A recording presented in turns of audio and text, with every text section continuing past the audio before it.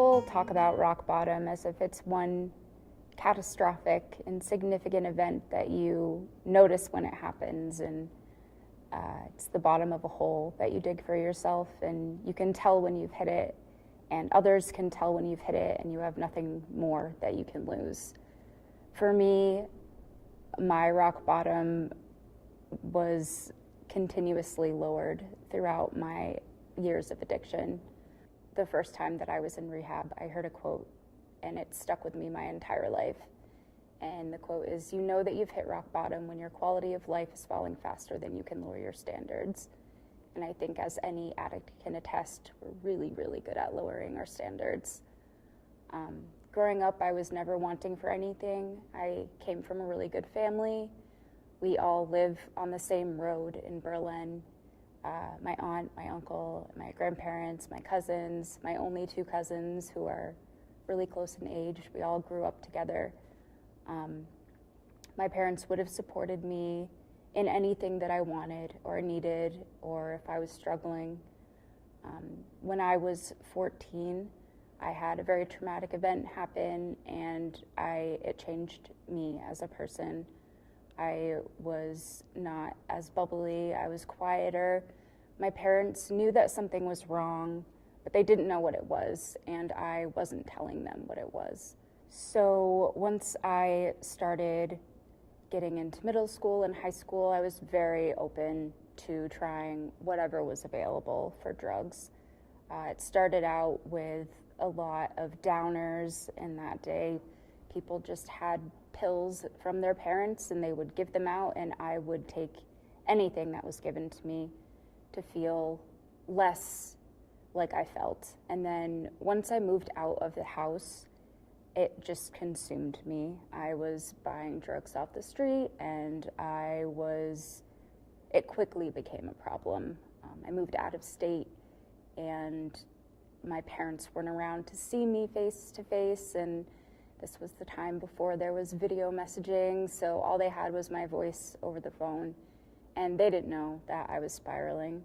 Eventually, I reached out to them kind of out of nowhere for them and said, "I have a problem. I've been using opioids. I need to come home. I need to get help." And they came right away. My mom came and picked me up. I went to rehab for that first time, and I stopped using opioids then. But when I got back home, I immediately started drinking. Again, I was still living away. I was in Maine still, and I had never had a problem with drinking, so I didn't think that it was a big deal. I wasn't using opioids anymore, and I was really proud of myself for that. But quickly, drinking also became a problem for me.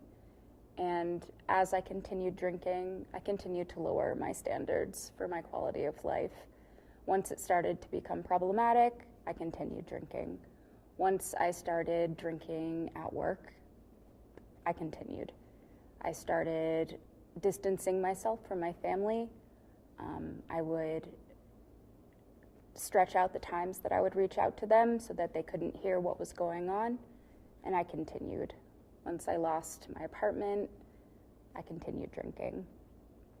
After I was starting to get physical symptoms, I continued. Once I started drinking in the morning, I just kept lowering my standards, and I continued thinking that this isn't rock bottom. I have not lost everything. I still have, my car. I still have my job. Even though I'm drinking at work, I'm able to go to work still. So I really continued to push that standard down. And over a period of time, it was about 10 years that I spent pushing my bottom farther and farther to the ground. I eventually moved back to Vermont, where my family was, and once I came back, it was unavoidable for them to see what I was going through. I lived with my mom at the time, and that was short-lived because once she realized what was going on, it was very difficult for her to deal with it. My dad as well, they just didn't know how to help, and they wanted to help so badly, and I just wasn't there yet.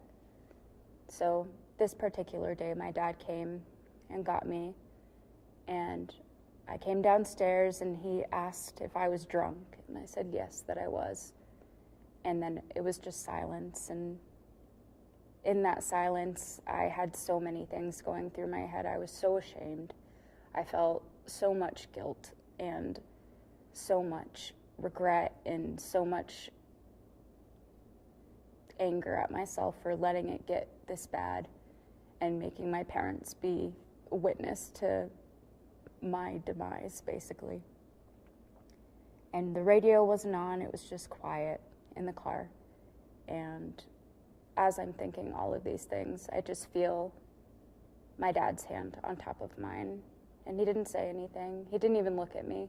He just kept driving, and he put his hand on top of mine. And in that moment, I felt a support that I hadn't felt before from my family, which was just quiet and there without any advice or opinions, just support. Whatever I was going to do, they were going to support me. And I knew that in that moment. It took me a while to stop drinking after that, but that was a turning point for me. I stopped lying to my parents. I started talking to them about what I was going through. When I had moments of sobriety, it was celebrated, and everybody was so proud of me. And if I slipped, it was something that I talked about as well with them. And being able to break the spiral of shame and guilt and hiding what I was doing was eye-opening for me. It changed my life to be able to be honest with them. And it changed their reaction to my disease as well. And they started putting their opinions aside and putting their feelings aside, and they just listened, and they were there to help. And then eventually I did get sober, and they're still my biggest supporters and have always just been amazing with me. So once I got sober and I had a different set of eyes, looking back, I realized that I was pushing my rock bottom down further and further. And no matter what my life became, I was still going to continue to drink. But the one good thing that I had going for me, and the thing that probably saved my life, is that my parents were going to continue as well. And they weren't going to stop. They were going to follow me down as far as I had to go. I heard the bird was by your door.